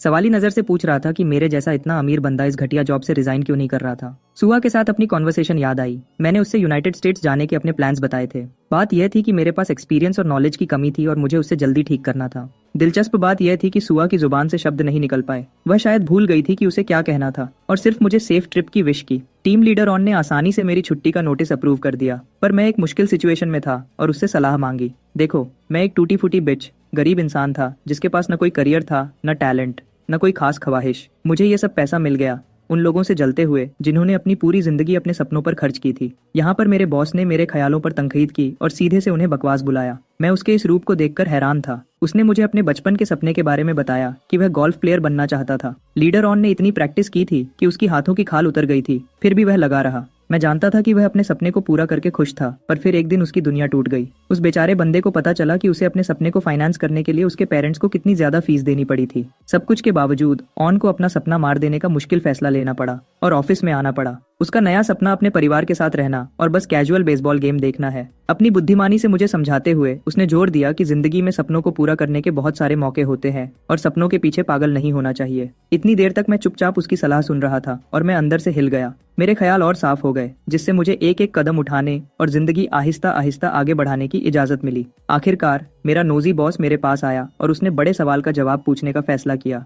मैंने कितना पैसा कमाया? मैंने गोलमोल बातें शुरू की। गांगनम गो में एक एवरेज अपार्टमेंट की कीमत के बारे में पूछा। उस वक्त जवाब $2 बिलियन था और उस नंबर को रेफरेंस बनाकर मैंने अपने कान में उसको वह पैसा फुसफुसाया जो मैंने कमाया था। ये कहना ठीक होगा कि उस आदमी का मुंह हैरानी से खुला रह गया। वह रियलिटी पर सवाल उठा रहा था। एक हिस्सा सच में मुझ पर फख्र कर रहा था, क्योंकि मैं सिर्फ ऑफिस वर्कर बनकर नहीं जा रहा था, बल्कि एक आदमी जो ऑफिशियली ट्रिलियंस के दायरे में दाखिल हो चुका था। इस बातचीत के तुरंत बाद मैंने सामान पैक किया और एयरपोर्ट के लिए निकल गया। तुरंत मैंने फर्स्ट क्लास में प्रीमियम ट्रीटमेंट नोटिस किया और याद आया कि इकोनॉमी में उड़ना कितना बेकार होता था। मैं खुशी से गुनगुनाते हुए पीछे होकर बैठ गया, जब तक कि मेरी दाईं तरफ से एक आवाज ने मेरा ध्यान नहीं खींचा। यह औरत कॉल पर थी, तो जब हमारी आंखें मिली मैंने उसे हाथ हिलाकर हेलो कहा। उसने मुझसे माफी मांगने के लिए अपना कॉल काट दिया। इस चीज को बिजनेस अपॉर्चुनिटी के रूप में इस्तेमाल करने की जिज्ञासा, क्यूरियोसिटी में उस औरत ने मुझे अपना पर्सनल बिजनेस कार्ड थमा दिया। वो जिन युग्युंग थी, एक एग्जीक्यूटिव डायरेक्टर और अपनी उम्र के हिसाब से एक शानदार सक्सेस स्टोरी। जब मैं उसके कार्ड के डिटेल्स पढ़ रहा था, मैंने खुद को एक फार्मास्यूटिकल कंपनी का एक आम सेल्स रेप बताया। मैं उसके चेहरे पर शौक और हैरानी देख सकता था कि मेरे जैसा एवरेज जो यहाँ फर्स्ट क्लास में कैसे उड़ रहा है। मैंने आगे कहा कि मैं आजकल ज्यादातर इन्वेस्टमेंट्स में काम करता हूँ, पर सच कहूँ तो भूल जाओ उसे। मेरे सामने एक खूबसूरत मुंह में पानी ला देने वाला स्टेक रखा था जो मेरा सारा ध्यान खींच रहा था। मैंने एक बाइट लेकर काम शुरू किया और हर बाइट कितना जूसी था उसका झटका महसूस हुआ। मैं आखिरकार समझने लगा था कि फर्स्ट क्लास सच में कैसा लगता है। इस दौरान युग्युंग ध्यान से मुझे देख रही थी। वो पहले ही अंदाजा लगा चुकी थी कि यह मेरा फर्स्ट क्लास में पहला बार है। इत्तेफाक से हमारी आंखें मिली और मैंने उसकी एलिगेंट पोस्चर की तारीफ की, ये डिस्क्राइब करते हुए कि छुरी उसके हाथ में कितनी नेचुरल लग रही थी। मैंने उसे हिचकिचा दिया और वो पीछे मुड़ गई। उस तारीफ को सुनकर वो सच में बहुत खुश हुई। थोड़ी देर बाद युग्युंग ने मुझे अपनी कंपनी का नया कार कमर्शियल कॉन्सेप्ट दिखाया। मैं पूरी तरह हैरान था क्योंकि ये मॉडल यूएस मार्केट को टारगेट करने वाला था। अचानक उसने मुझसे पूछा कि आजकल मैं कौन सी गाड़ी चलाता हूँ। हालांकि मैं एक हम्बल आदमी हूँ, मैंने कैजुअल तरीके से अपनी फेरारी होने का दिखावा किया। वो औरत पूरी तरह शॉक में फ्रीज हो गई और मुझे बताया कि वो स्पोर्ट्स मॉडल्स और इलेक्ट्रिक व्हीकल्स पर भी काम कर रही है। मैंने एक्चुअली अपनी जिंदगी के एक दौर में मायराई इलेक्ट्रिक कार चलाने के अपने एक्सपीरियंस को जोड़ा। मैं देख सकता था कि उसका चेहरा खुशी से चमक उठा था, मेरे एक्सपीरियंस के बारे में सुनने के लिए तैयार, जब तक कि मैंने उस औरत को कार के एक्सेलरेटर और ब्रेक सिस्टम की तनकीद करके तबाह नहीं कर दिया। हालांकि मैं सच में अपना एक्सपीरियंस बयान कर रहा था, युग्युंग यहाँ होश खो रही थी। उसी वक्त मुझे रियलाइज हुआ कि मैं कितना बदल चुका हूँ। पहले मुझे उसकी कैलिबर की औरत से ऐसे खुलकर बात करने की हिम्मत भी नहीं थी। उसकी रुचि, इंटरेस्ट्स में झांकने का फैसला करते हुए मुझे पता चला कि युग्युंग को बचपन में कार्स का शौक था। वो एक एंथुजियास्ट थी जिसने दर्जनों अलग अलग कार्स चलाई थी। क्यूरियस होकर मैंने डिटेल्स पूछी। उसका रीसेंट एक्सपीरियंस मिनी चलाने का था। उसको उसकी खूबसूरत डिजाइन की वजह से बहुत पसंद आई थी। मैं आखिरकार देख सकता था कि उसका चेहरा फिर से चमक रहा था। फ्लाइट आगे बढ़ी और हम सैन फ्रांसिस्को एयरपोर्ट पर उतरने ही वाले थे। युग्युंग फ्लाइट के बाकी हिस्से में अपनी कंपनी स्पेसिफिक्स और मार्केट डिफिकल्टीज के बारे में बातें करती रही। उस औरत ने तब तक मेरा मूड और इंटरेस्ट दोनों खत्म कर दिया था। उस यापर के बगल में बैठना एक टॉर्चर था। आखिरकार हम लैंड हो गए। उसने मुझसे हैंडशेक किया और कोरिया में मिलने की होप जताई। उसके घंटों की चैटर झेलने के बाद मैं आखिरकार उस टॉर्चरस फ्लाइट से निकल गया। और तो और मुझे अफसोस हुआ कि मैंने बोलने की जहमत ही क्यों की थी। एयरपोर्ट से बाहर निकलते हुए मैंने सैन फ्रांसिस्को में इस डाइवर्स एक्सपीरियंस का वेलकम किया। मेरा स्टेट्स आने का ड्रीम आखिर रियलिटी बन गया था। जो शख्स मेरा वेलकम कर रहा था उसने मेरा नाम पुकारा। ये मायोंगवू था, मेरा पुराना दोस्त। हम कॉलेज में साथ में एक सेमी बेसमेंट में रहते थे और बहुत टफ टाइम देखा था।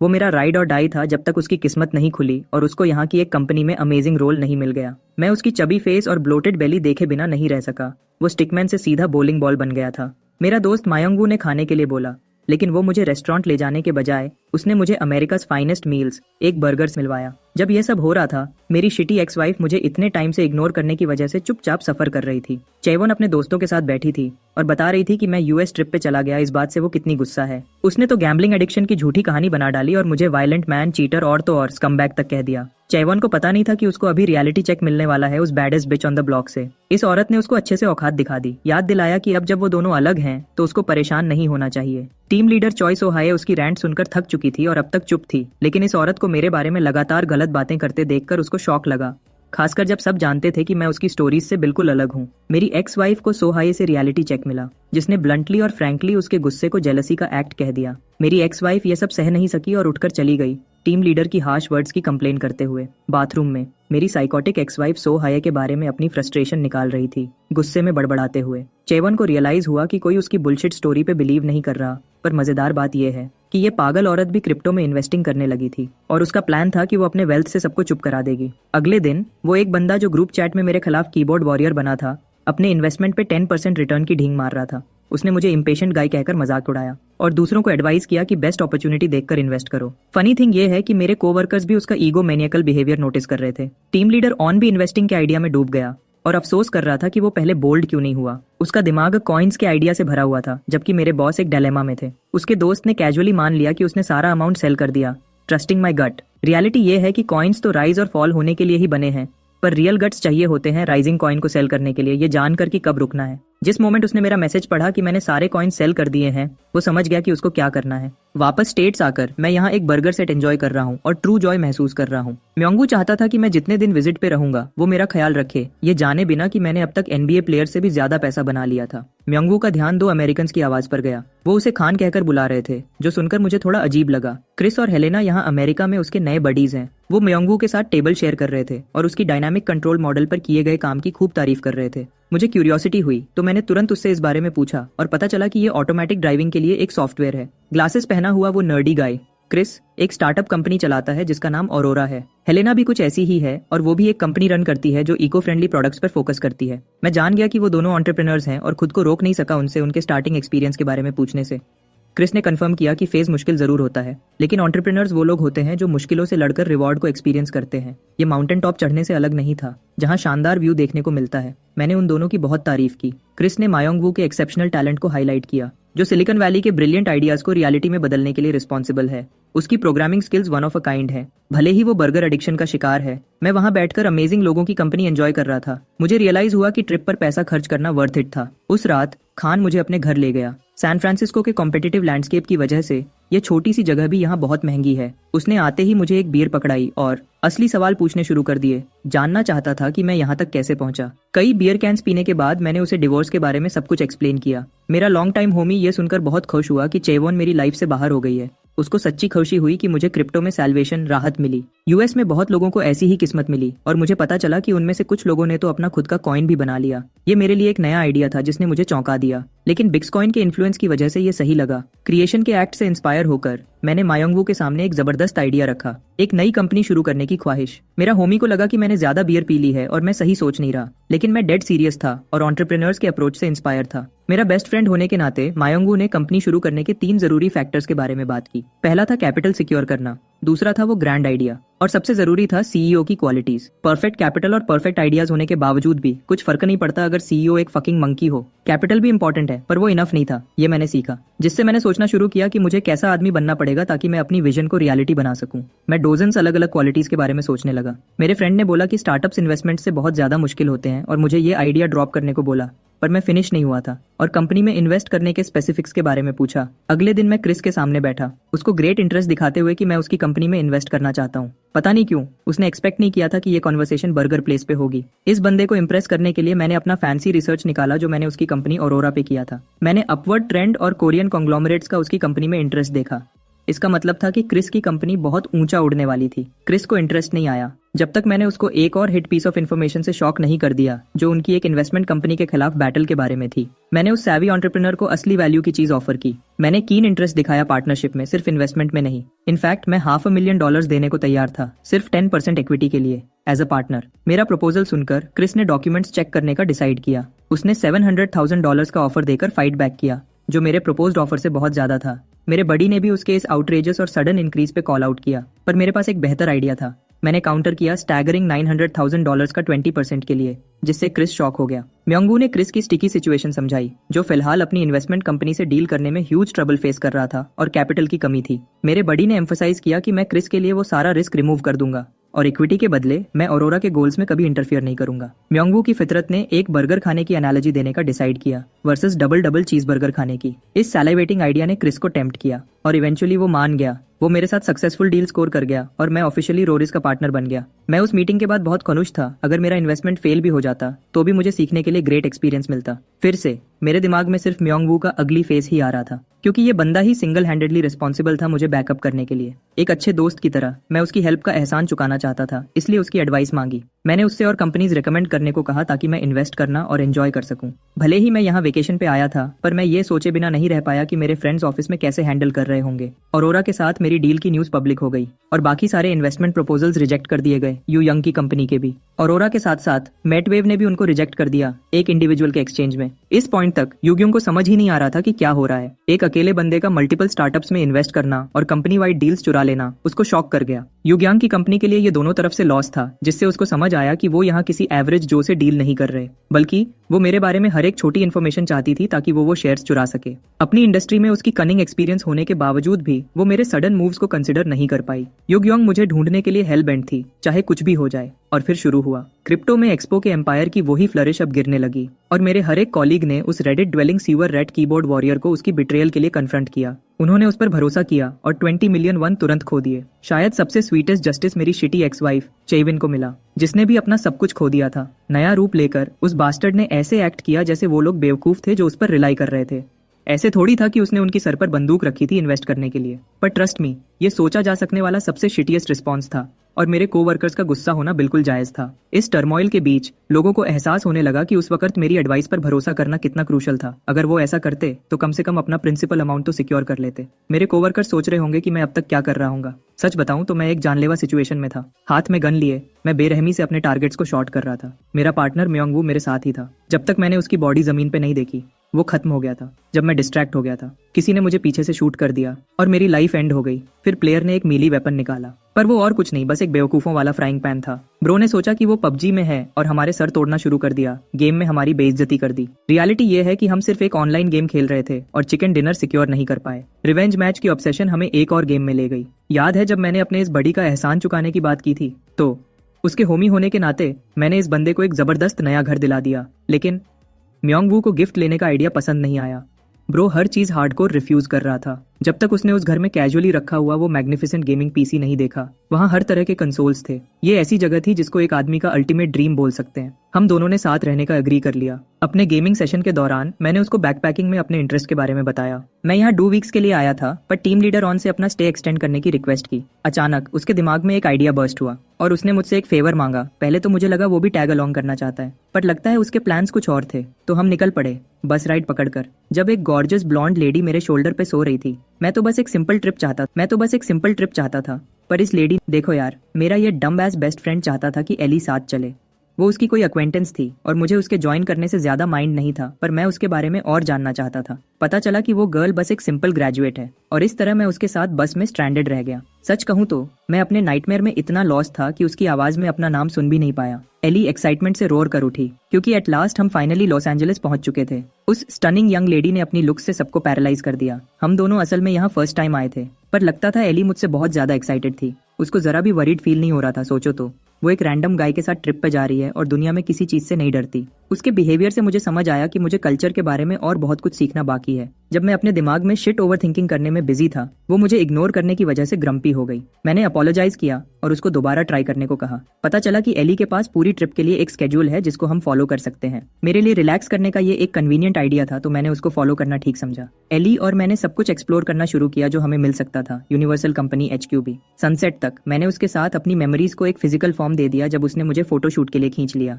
ब्यूटीफुल सनसेट एंजॉय करते हुए हमने अपनी ट्रिप के नाम पर एक टोस्ट किया। एली को लगा कि मैं उसको फॉलो करते हुए एग्जॉस्टेड हो गया, पर सच तो यह था कि मुझे उसके साथ एक्सप्लोर करने में रियली फन टाइम मिला। मैं उसके बिना एले को इस तरह एक्सप्लोर भी नहीं कर पाता, तो मैं ग्रेटफुल फील कर रहा था। मेरे बारे में और जानने की एफर्ट में उसने मुझसे स्टेट्स आने में मेरे इंटरेस्ट के बारे में पूछा। मैंने सिंपल रखा और बताया कि मैं एक डिफरेंट कल्चर के बारे में क्यूरियस था। फिर मैंने उससे वही क्वेश्चन पूछा। पता चला कि वो फ्रेश ग्रेजुएट अपनी प्रोफेशनल करियर शुरू करने से पहले फ्रेश एयर लेना चाहती थी। उस ब्रिलियंट यंग वुमन ने वॉल स्ट्रीट पर जॉब सिक्योर कर ली थी और जानती थी कि उसकी लाइफ बिजी होने वाली है। उसकी ये अकॉम्प्लिशमेंट सुनकर मेरा जॉ ड्रॉप्ड हो गया। एली का सबसे बड़ा ड्रीम है कि वो अपने सेक्टर में एक ह्यूज बिजनेस डील सिक्योर करे ताकि वर्ल्ड उसको याद रखे। हम दोनों के लिए एक और ड्रिंक पोर करते हुए मैंने उसकी एंडेवर्स में बेस्ट विशेस देने के लिए सेकंड टोस्ट ऑफर किया। मैंने इसमें अपनी खुद की एम्बिशंस की सक्सेस को भी शामिल किया। हम दोनों ने सोचा कि एक दिन हम क्रॉस पाथ्स करेंगे और साथ में बिजनेस करेंगे। रात होते होते हमने अपने रहने के लिए एक हॉस्टल रूम सिक्योर कर लिया। लकीली और सरप्राइजिंगली भी हमारे रूम में हम दोनों के अलावा कोई नहीं था। एली अपने बेड पे बैठ गई। पूरी 5 स्टार मील जैसी लग रही थी और उसने मुझसे कहा कि कितना अच्छा है कि हम अकेले हैं। ये कहना कि मैं ब्रिक्ड अप हो गया था एक अंडरस्टेटमेंट होगा और मैंने जल्दी से उससे बोला कि ऐसी जोक्स मत किया कर। उसने टीजिंग करना बंद कर दिया और उसके थोड़ी देर बाद हम दोनों सो गए। पर मैं रेस्टलेस था यार, बिल्कुल भी सो नहीं पाया। जिस तरह उसने इतनी कैजुअली हमारे स्मैशिंग का इम्प्लाई किया वो मेरे बिंगो कार्ड्स में नहीं था। मेरी वर्जिन एस तो ऑलमोस्ट उसका ऑफर रिफ्यूज नहीं कर पाई थी, लेकिन ऐसा करता तो मेरा बैड नेम हो जाता। तब मुझे रियलाइज हुआ कि अब से मुझे अपनी थर्ड लेग का ख्याल रखना पड़ेगा। अगली रात हमने फुल ऑन एंजॉय किया जितना हम कर सकते थे। जैसी वो गॉर्जस लगती है। एली एक स्मोकिंग सेक्सी स्विमसूट पहनकर आई। मुझ पर लीन डाउन होकर उसने टीजिंगली सजेस्ट किया कि चलो नाइस स्विम के लिए चलते हैं।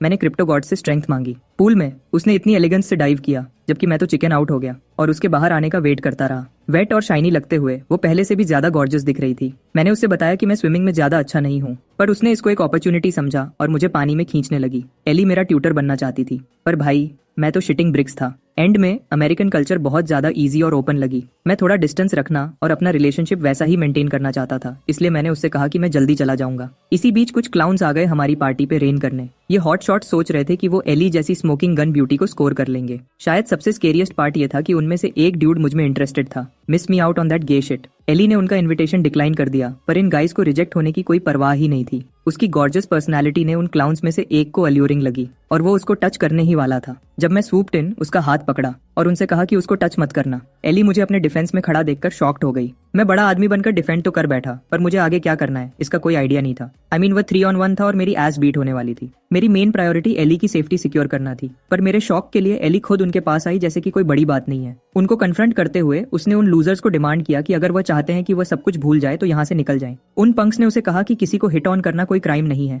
पर ऐसा लगता था कि एली प्रिपेयर्ड थी। अचानक गार्ड्स कहीं से पॉप आउट हो गए और मैं क्या बताऊं, उन 3 में से वो गे डूड अभी भी टर्न्ड ऑन लग रहा था। वो माचो लुकिंग बिहीमथ्स ने कैजुअली इन पेंसिल नेक्स से कहा कि औरतों को हरास करने के लिए उनके साथ आओ, और इस तरह वो गाइस स्वीप अवे कर दिए गए, जबकि एली और मैंने अपने ड्रिंक्स के साथ एक लवली टाइम शेयर किया। गार्ड्स ने उनके अनफॉर्चुनेट सिचुएशन के लिए कॉम्पेंसेट भी किया, एक कस्टम जो कोरिया जैसा ही था। ऐसा लगा कि एली मुझ में और भी ज्यादा इंटरेस्टेड हो गई। वह मेरे बैकग्राउंड, मेरी लाइफ के बारे में सुनना चाहती थी। मैंने उसे ब्लैंकली स्टेयर किया। फिर मैंने अपने चाइल्डहुड की मिसफॉर्चून रिवील की। मैंने शिटी और पूर लाइफ जी थी पेरेंट्स के बिना, और जैसे ही मैंने एली को अपनी फॉलन मैरिज के बारे में बताना शुरू किया, वह इंस्टेंटली मेरी तरफ से एंग्री हो गई और चेविन को विच कहा, मेरे साथ क्रैप जैसा ट्रीट करने के लिए। उसने सोचा कि मैं सुपरमैन हूँ जो अपनी एक्स वाइफ की बुलशिट को एंड्योर किया, और ऑनेस्टली वह राइट हो सकती है। At the same time Ellie समझती है कि कोई मुझ में इंटरेस्ट क्यों लेगा। उसने मेरे बेस्ट क्वालिटीज चार्ट आउट करना शुरू किए, ये हाईलाइट करते हुए कि मैं कितना रिस्पेक्टफुल हूँ और कोई भी वुमन इस पे फॉल हो जाएगी। उसकी बीमिंग स्माइल से ऐसा लगा कि वह मुझे हिट ऑन कर रही है। तो आखिर में हमने डिसाइड किया कि कॉल इट अ नाइट करते हैं।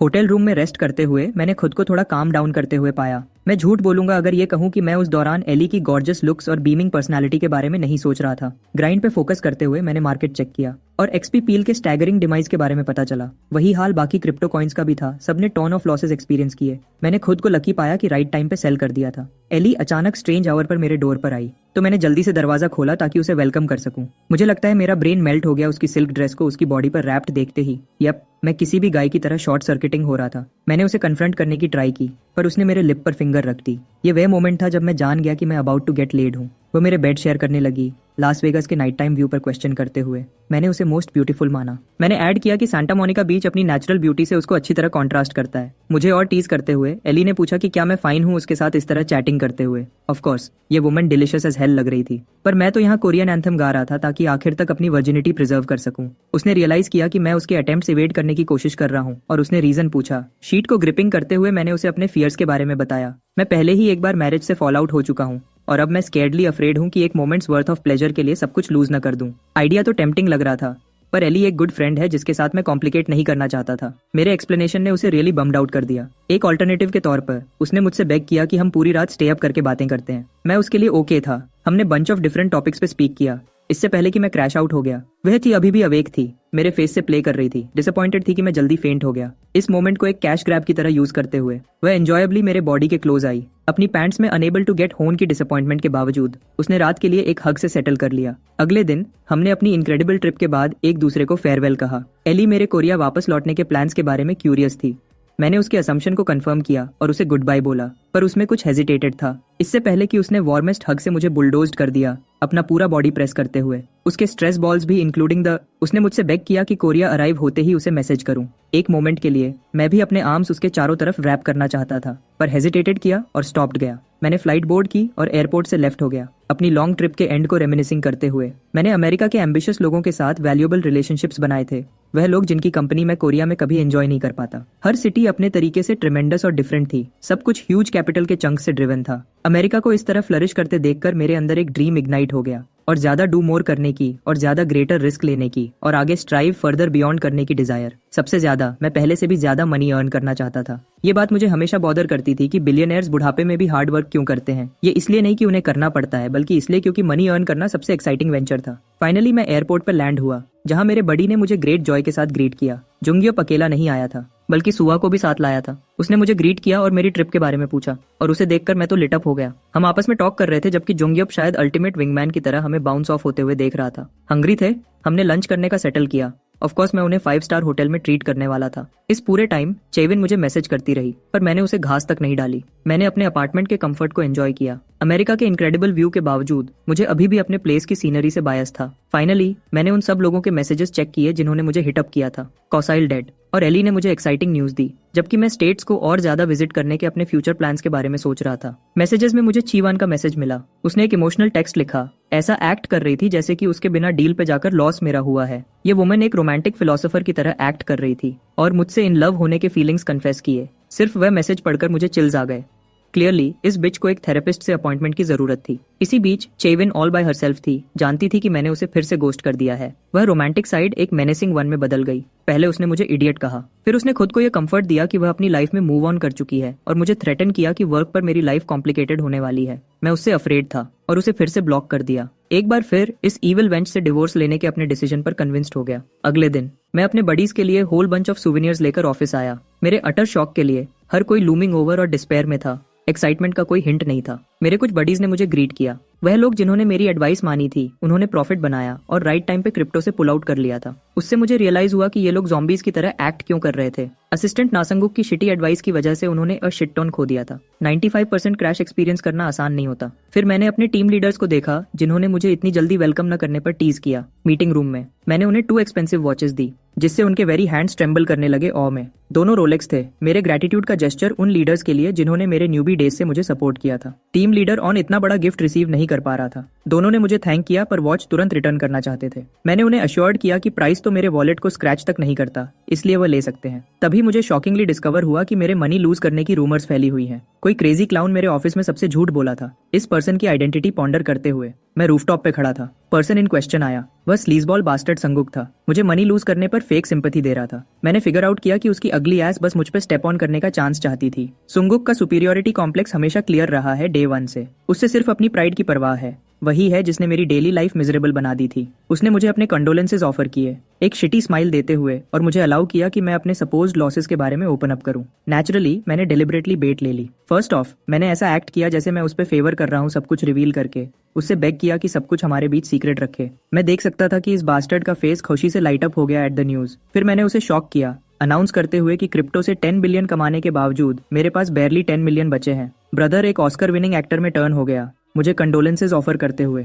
मैं जानता था कि इस गाय का लाउड माउथ है, और मैं चाहता था कि वह ये फॉल्स न्यूज और ज्यादा स्प्रेड करे। लाइट क्लॉकवर्क की तरह ये न्यूज वायरल हो गई। इस गाय ने spilled the tea to everyone, exact words use करते हुए जो मैंने यूज किए थे। लोगों को ये न्यूज एक्सेप्ट करना डिफिकल्ट लगा। ये देखते हुए कि मैं अभी अमेरिका से आया था, ज्यादातर लोग मुझसे डिसअपॉइंटेड हो गए। जबकि संगुक, वह स्लीजी कॉकरोच, यूफोरिया फील कर रहा था। वह मुझे फॉल होते हुए देखना चाहता था। उसकी प्राइड मुझे उससे आउट परफॉर्म करते हुए टेक नहीं कर सकती थी। ब्रो मुझे एक वर्म की तरह ट्रीट करता था जो हमेशा उसके बिलो ही सिट करेगा, जबकि संगुक मुझे फिर से ह्यूमिलिएट करने के लिए अपने नेक्स्ट स्टेज का वेट कर रहा था। एक मैन बिल्डिंग में आया, सबको एक सडन कंपनी डिनर के लिए इन्वाइट करते हुए। संगुक ने ऑप्टेड आउट किया, इससे पहले कि उसने सुना कि डिनर में एक हाई एंड बीफ रेस्टोरेंट शामिल होगा। उसका माउथ सेलिवेटेड हुआ, और नेक्स्ट थिंग जो उसने जाना वह और बाकी लोग प्रीमियम रेस्टोरेंट में वेलकम किए गए। मेरे कॉलीग्स स्टूपिफाइड थे, क्वेश्चनिंग कर रहे थे कि कोई ऐसी एक्सपेंसिव प्लेस को अफोर्ड कैसे कर सकता है। जैसा कि संगुक का धम्मा था, वह जानता था कि यह ऐसी जगह नहीं है जिसको कोई अफोर्ड कर सके, नॉट अनलेस ये डायरेक्टर्स के बीच की मीटिंग हो। उससे वह यह वंडर करने लगा कि कहीं कंपनी का सीईओ तो नहीं आने वाला। और उसके शौक के लिए संगुक ने मुझे उसी जगह अराइव होते हुए देखा। वह यह स्टॉमक नहीं कर पा रहा था कि मैं टीम लीडर्स के साथ एंजॉय कर रहा हूँ, और उसने प्लान किया कि सबके सामने मुझे ह्यूमिलिएट करेगा। फर्स्ट ऑफ मैंने सबका अटेंशन स्टील कर लिया उन्हें वेलकम करते हुए। स्टेज सेट थी। मैंने अपने फ्रेंड्स को बताया कि मैं रिटर्न होने के बाद उन्हें एक प्रॉपर डिनर से थैंक करना चाहता हूँ, उन्हें यह फ्रीडम देते हुए कि वह जितना चाहे खा सकते हैं। संगुक की रियलिटी बिलियन पीसेस में शैटर हो गई। मैंने एक्सपर्टली गैसलाइट किया था, ऐसा एक्ट करके कि मैंने अपनी पूरी फॉर्चून लूज कर दी, और फिर ये मूव पुल करके उसका दिमाग और ज्यादा ब्रेक कर दिया। बाकी लोग भी डिस्कस करने लगे, जानते हुए कि अगर मैं ब्रोक होता तो ऐसा लैविश डिनर पुल ऑफ कभी नहीं कर पाता। इसके बजाय उन्होंने फॉल्स इन्फॉर्मेशन के लिए संगुक को ब्लेम किया। उसकी प्राइड फिर से हर्ट हुई तो वह एंगर में खड़ा हो गया। दोनों टीम लीडर्स ने मेरे लिए वाउच किया, संगुक को अश्योर किया कि मैं ऐसी फॉर्चून कभी लूज नहीं कर सकता। पर वह कॉन्फिडेंशियल इन्फॉर्मेशन रिवील करने और उसके डिमाइज की न्यूज स्प्रेड करने के उसके बिहेवियर से डीपली डिसगस्टेड थे। मैंने उस रात को वहीं पकड़ा जहां मैं चाहता था। शैडोज से बाहर आकर मैंने उसे कन्फ्रंट किया और संगुक को बीफ एंजॉय करने की अलाउंस दी। मेरा ओल्ड सेल्फ उसकी बुलशिट इग्नोर कर देता, क्योंकि ये रूमर्स जो उसने मेरे बारे में स्प्रेड किए थे रियलिटी से ज्यादा फार ऑफ नहीं थे। पर नो वे इन हेल अब मैं वह बिहेवियर टॉलरेट करने वाला था। अपने वर्ड्स से उसे स्वीट पॉइजन फीड करते हुए मैंने संगुक को अश्योर्ड किया कि यह डिनर स्पेशली उसके लिए प्रिपेयर किया गया था। जहां मैं अब हूं, नो वन मुझ पर स्टेप ऑन नहीं करने वाला एवर अगेन।